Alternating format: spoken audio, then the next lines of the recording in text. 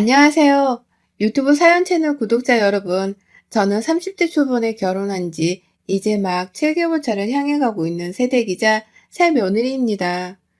우선 사연을 통해서 다른 분들의 시집살이를 접해보기만 하다가 제가 직접 그 비슷한 꼴을 겪어보고 사연을 적어 보내니 감회가 새롭네요. 다들 저같이 누구 하나 고발하고 망신 주며 속이라도 풀자는 마음으로 사연을 보내셨을 거라 생각하니 은근히 측은지심이 느껴지기도 하고 말입니다. 바로 사연을 시작해보자면 저희 남편은 위로 형이 두 분 계십니다. 큰 아주버님은 현재 직업이 회계사이고 우리나라에서 정말 유명한 회계 사무실에서 일을 하고 계세요.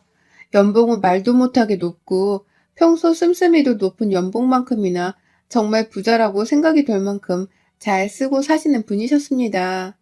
그런 아주버님의 아내인 큰형님도 똑같이 아주버님과 같은 회계법인의 회계사로 근무를 하고 계시고요. 확실히 두 분 다 전무직 종사자여서 그런 건지는 모르겠지만 볼 때마다 지성인인 것 같다고 느껴질 만큼의 거리감이 분명히 있는 분들이셨죠. 절대로 그게 싫다는 게 아니라 너무 내 인생과는 다르게 잘 살고 또 실제로도 잘난 사람이라고 생각이 들었는지라 괴리감이 느껴지곤 했달까요? 반면에 저희 둘째 아주버님은 큰 아주버님과는 달리 상당히 학력도 떨어지시고 직업적인 위치에 있어서도 절대로 더 나은 인생을 산다고 말할 수 없는 처지셨습니다. 저에게는 제 인생이 아닌 남의 인생인지라 다들 무슨 일을 하면서 어떻게 살든지 말든지 큰 상관이 없었는데 작은 아주버님께서는 큰 아주버님과의 인생을 매번 비교를 해대면서 위축되어 하셨을 만큼 스스로 느끼시기에도 많이 모자란다고 생각을 하셨던 것 같아요. 실제 하는 일은 동사무소에서 근무를 하는 공무원이었는데 늘 스스로가 훨 못났다고 생각을 하곤 했죠. 큰아주버님 옆에서는 직장 얘기도 제대로 못하시고 돈 얘기도 함부로 하지를 않으셨고요. 큰아주버님이 요새 회사에서 무슨 일을 하고 또 연봉이 올랐네 만회하는 문제로 시부모님께 자랑을 하기라도 하면 작은 아주버님은 늘상 입을 꾹 다물고는 옆에 있던 작은 형님의 눈치를 살피다가 자리를 피하곤 했습니다. 여기까지 말씀을 드리면 누가 봐도 잘났다고 자랑을 많이 하는 큰 아주버님이 문제이고 위축되는 작은 아주버님이 피해자인 것 같죠? 하지만 아니에요. 집안의 분위기를 이렇게 겉으로 드러나는 조건으로만 따지면서 기죽이게 하고 또 기가 죽게 만드는 사람은 바로 다름 아닌 저희 시어머니셨습니다. 큰아주버님네는 애초에 일이 바쁘다는 핑계 그리고 시부모님께 용돈을 많이 드리고 있다는 이유를 들먹이면서 시댁을 잘 찾아오지 않으셨어요. 큰형님은 제사를 지내는 명절마다 해외여행을 간다며 오시질 않았고 큰 아주버님도 그런 형님을 따라서 늘 함께 해외로 나가곤 했습니다. 그러다 보니 저희 시댁에서는 큰며느리 역할을 자처하는 것이 바로 저희 작은 형님이 되셨고요. 저는 막내 며느리였는지라 더 얼굴을 자주 볼 수 있던 작은 형님의 말씀을 잘 따르면서 지내왔죠. 애초에 큰형님께서는 바쁘다고 연락도 잘 안 되시는 분이었기 때문에 피차 불필요한 연락을 바라거나 하려고는 하진 않았습니다. 각자 서로에게 부담을 주려 하면서 살지 않는 분위기였죠. 그게 제가 결혼 초에 느꼈던 우리 시댁 모습이었고요. 그런데 지난 7개월 동안 이런 제 생각에는 아주 많은 변화가 있었어요. 제가 직접 보고 겪은 시어머니와 작은 형님의 관계 때문에 매번 피말려 하다가 눈치를 챈 것이죠. 시어머니가 작은 형님을 아주 많이 싫어한다는 것을 말입니다. 명절뿐만 아니라 시어머니는 큰며느리한테서 제대로 대접을 받지 못하는 시어머니 대접을 받아보겠다면서 작은 형님과 저를 유독 많이 불러대셨어요. 큰 형님은 바쁘다면서 애초에 연락을 할 생각도 안 하시고는 저나 작은 형님껜 니들 집에 와라 라고 하면서 수시로 불러대셨죠. 저야 뭐 평범한 회사원이 남편 따라 결혼해서는 주부로 살고 있었는지라 그리고 결혼한 지 얼마 되지도 않았는지라 싫어도 싫다고 할 수 없이 빠릿하게 시댁을 찾아갔습니다. 하필 거리상으로 지하철 타면 6정거장 정도밖에 가질 않아도 되는 거리여서 늦은 시각이어도 이렇다 할 이유가 없으면 꼭 시댁을 가야 했어요. 그렇게 시댁에 가보면 늘 작은 형님이 계셨고요. 전 개인적으로 작은 형님이 너무 좋았습니다. 저희 연애하던 시절에 작은 아주버님이 밖에서 조촐히 밥을 사주셨었는데 그때 말씀하는 거며 행동하는 거며 참 교양이 있고 얌전한 분이시라고 생각을 했어요. 작은 아주버님이 일하며 힘든 문제로 속상해 하셨을 때에도 형님께서는 무슨 장군님 마냥 씩씩하게 괜찮다고 다 별일 아니라며 다독여주려고 하셨고 또 저한테는 윗사람이라고 대접을 받으려 하거나 텃세를 부리기보다는 오히려 가족이 되어서 기쁘다며 진심으로 좋아해주고 또 많은 걸 챙겨주려 하셨어요. 그 후 시댁에 인사를 드리러 갈 때, 그리고 신혼집으로 이삿짐을 나를 때에도 작은 형님은 가까이에 살고 있다는 이유로 찾아와 아무 대가도 바라지 않고 도와주셨습니다. 작은 형님도 저와 같이 주부로 지내는 분이셨는데요. 그냥 결혼하기 전이나 후에나 저에게는 보통의 여동생이 마냥 따뜻하게 잘 대해주셨어요. 그러니 저도 시댁에 가면 가장 친근하고 반가운 사람이 제 남편보다도 작은 형님이었을 정도였답니다. 하지만 이런 형님이 시댁에 가면 참 많이 어둡고 또 차갑게 보이곤 했어요.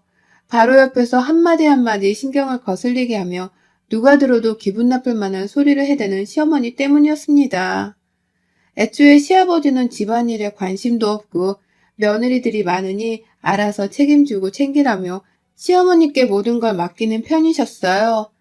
그래서 집안에서 무슨 제사를 지내거나 시어른 생일이 있을 때 약속을 잡거나 일을 시키는 건 시어머니셨는데요.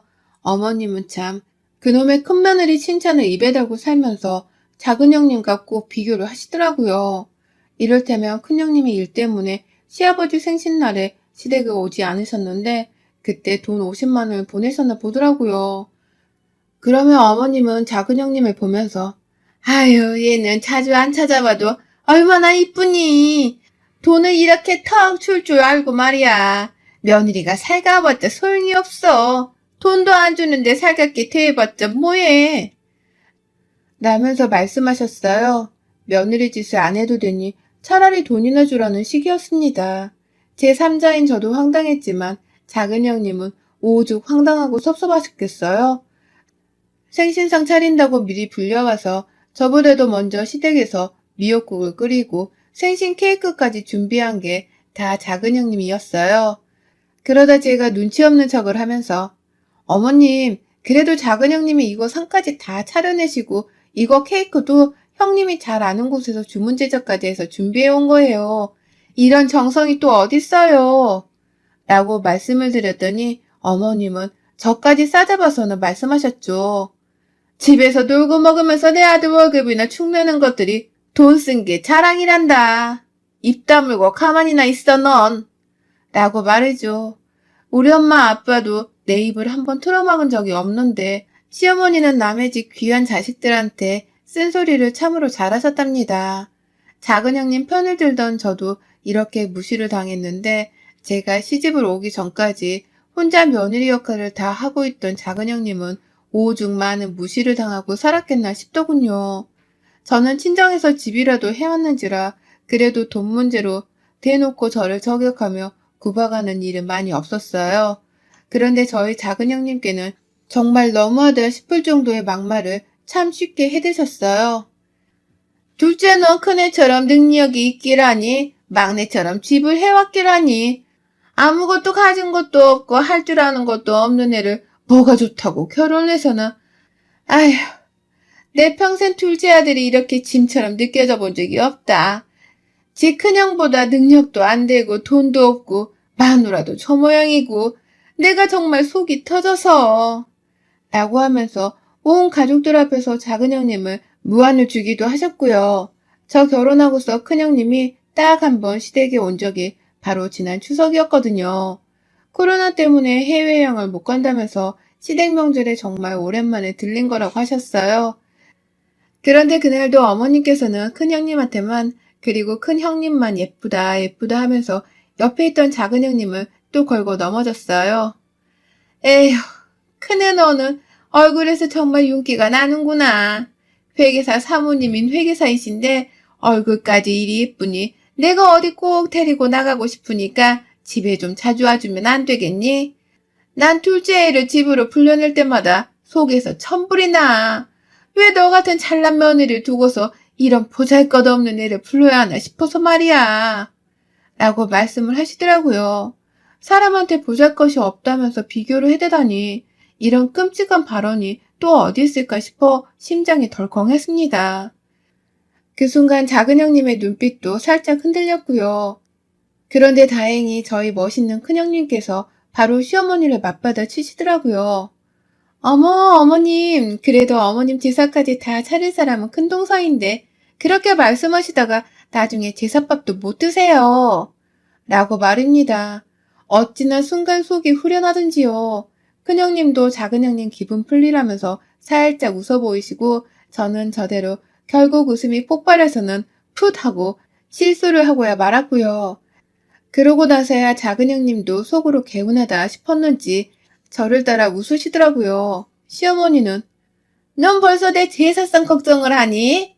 라고 하면서 화를 내려다가 차마 큰형님한테는 더 화를 내면 안 된다 싶으셨던 건지 입을 꾹 다물곤 괜히 막내인 저한테 화를 내셨죠. 건방지게 이런 말에 웃었다면서요. 정말 시어머니 하나만 빼놓으면 저희 시댁은 참 좋은 집안이었어요. 큰형님도 일 때문에 바쁘셔서 시간이 없을 뿐 저희를 챙겨줄 줄도 아는 분이셨고 제사 땐 참석을 안 하시더라도 제사 준비를 하라며 시댁으로 용돈도 보내고 계셨기 때문에 솔직히 자기 도리는 잘하면서 사는 분이셨습니다. 저 같아도 제가 능력이 좋으면 평상시에는 일만 하다가 명절 휴가 때는 해외여행을 다니며 휴가를 쓰고 싶었을 것 같아요. 그러니 저나 작은 형님도 어느 누구 하나 큰형님을 나무라면서 원망하거나 미워하지 않았습니다.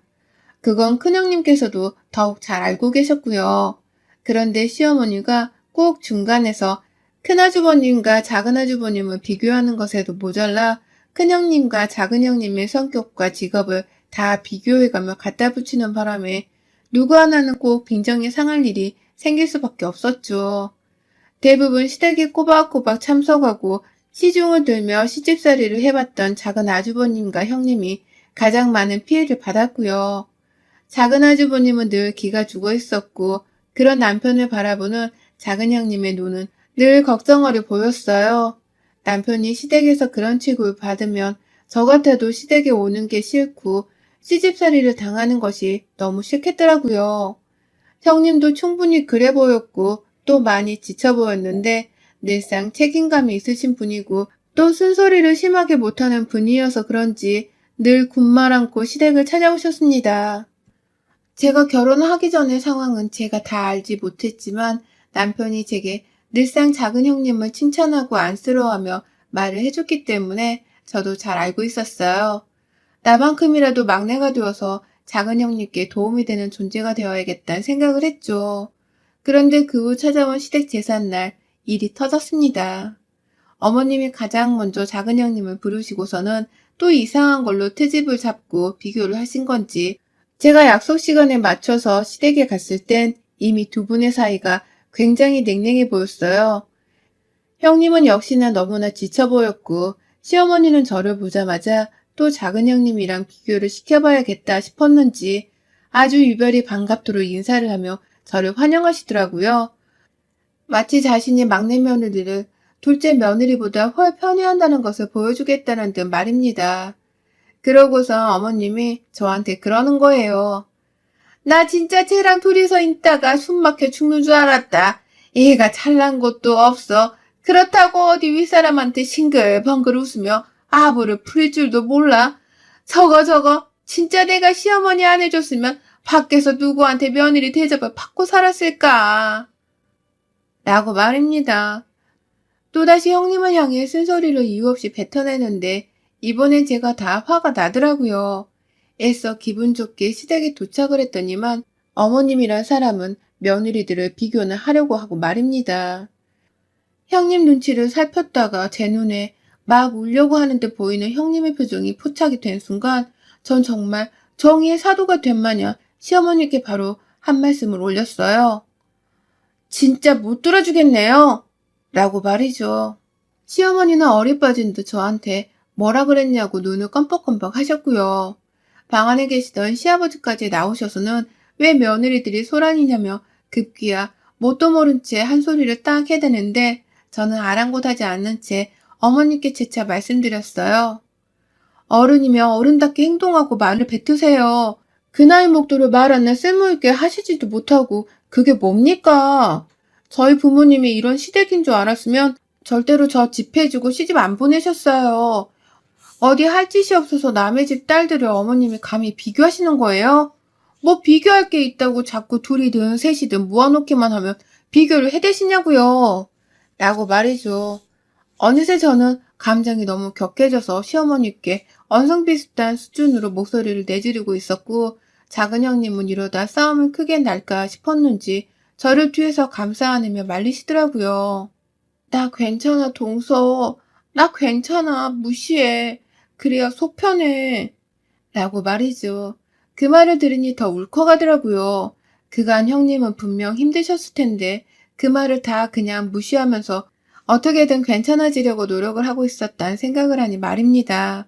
그런데 앞에서 시어머니가 그 말을 듣고서는 꼭지가 도셔선 더 큰 목소리로 저와 형님께 삿대질을 해대셨어요.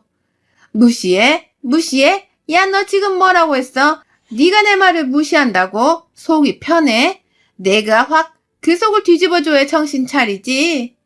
라고 하면서 급기야 저와 형님의 어깨를 쳐가면서 좀 더 위협적으로 행동을 하셨고 그러는 와중에 제가 진정하세요 어머님. 이 정도로 저희가 혼날 짓을 한 게 아니잖아요. 왜 때리세요? 라고 하면서 시어머니를 말리려 드는데 시어머니가 형님을 향해서 집을 나가라고 고래고래 소리를 지르셨어요. 집해온 막내 며느리가 질투났지? 그래서 네가 멋모르고 시집온 막내 앞에서 내 욕을 실컷 해서는 이런 소리를 하게 만든 거지? 하여튼 넌 정말 우리 집에 물을 더럽히는 재주가 있다니까? 뭐 잘난 것도 없는 년이 내 아들 옆에 꼭 붙어서는 저리 지 혼자 잘났다는 듯이 눈도 껌뻑 안 하고 너 하나 때문에 내가 막내 며느리랑 언성까지 높이고 이게 뭐 하는 짓이냐고! 라고 말입니다. 그 와중에도 제가 아니라 둘째 형님을 탓하면서 둘째 형님께만 막 욕을 퍼부려 하시는데 제가 다 형님께 미안해지고 죄스러워지는 기분이었어요. 시아버지는 주변을 맴돌며 자꾸 누구한테 욕을 하시려 하는 건지 여자들을 째려보고만 있고 그래서 막내인 저라도 어떻게든 다시 이 상황을 정리하고서는 어머님을 말리려고 하는데 그때 둘째 형님이 반격에 나서셨어요. 매번 어머님 말씀을 듣고만 있던 형님이 저까지 휘말리며 이 싸움에 가담을 하자 드디어 행동에 나서신 겁니다. 그만 좀 하세요. 친정 보잘것없다고 무시하는 것도 정도껏 하셔야지. 아까 동서 말 못 들으셨어요? 어른이면 어른답게 좀 구세요. 철없는 애마냥 생각 없이 뱉어내지 마시고요. 라며 시어머니께 눈을 뒤집은 채로 달려드는데 어머님이 속으로 많이 놀란 건지 꽤 충격을 받은 듯 보였어요. 그리고는 뭐라 말을 해야겠다 싶어 닥치라고 소리를 치시는데 그 순간 형님의 어머님의 뺨을 내리쳤습니다. 정말 한순간에 일어난 일이었어요. 무슨 배구 선수 김연경님 마냥 손을 천장까지 들어 올렸다가 시어머니 얼굴에 아주 강력하게 날려치는데 저까지 놀래선 그 자리에 얼어붙고야 말았어요. 시어머니는 당연히 뺨을 맞고선 더 이상 아무 소리도 내지 못하셨고 오히려 만만해하던 둘째 며느리한테서 뺨을 쳐맞았다는 것이 충격 그 자체였는지 급기야 그 자리에서 눈물을 보이고 마셨습니다. 너, 라면서 끝까지 자존심은 챙기겠다고 말을 해대는데 서러움과 충격이 더 컸는지 대성통곡을 하시더라고요. 너가 어떻게 시어머니 뺨을, 내가 이럴 줄 알았어. 너 이런 년일 줄 알았어.